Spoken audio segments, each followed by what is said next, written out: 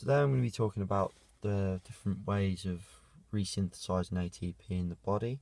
There's three ways in which the body can do this. The first is the ATP-PC system, which is this little diagram here. And it's the quickest of all of them, but it also has the lowest yield, which means that for every reaction there's only one ATP produced. The ATP-PC system is a coupled reaction, and it's got two. That means it's got two parts to it. So the first part is the breaking of the phosphocreatine, which is molecule A, just there, and that's broken with phosphorylase. Sorry, that's an enzyme which breaks it down, which creates phosphate, creatine, and energy. And the energy is then used in the second reaction along with the phosphate to create ATP by bonding it with ADP. So that is ATP-PC, and you get one ATP per reaction. This is the lactic system. It's anaerobic. And it starts with glycogen. It has a 2-to-1 yield of ATP. So it starts with glycogen, and the glycogen is then broken down with glycogen phosphorylase to produce glucose. The glucose is then broken down with PFK, which is another enzyme, and that produces pyruvic acid. And that little section there is anaerobic glycolysis.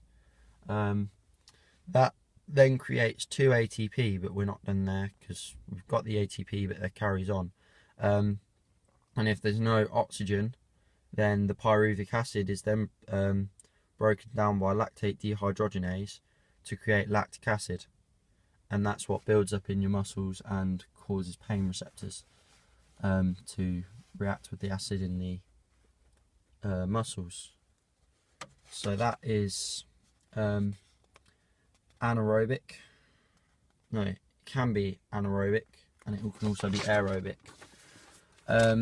This is aerobic glycolysis, which again you can see is very similar at the start. It starts with glycogen, then is broken down by glucose phosphorylase to produce glucose, and then again you get PFK breaking it down to pyruvic acid to produce 2 ATP and energy.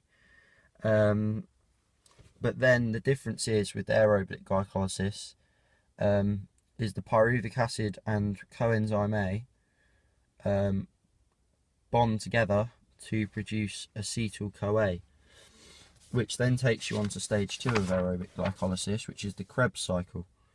And the Krebs cycle, you have acetyl-CoA plus oxaloacetic acid, which gives you citric acid. And the Krebs cycle is a way of the body producing energy, and it also produces protein, fat, hydrogen, and that produces 2 ATP.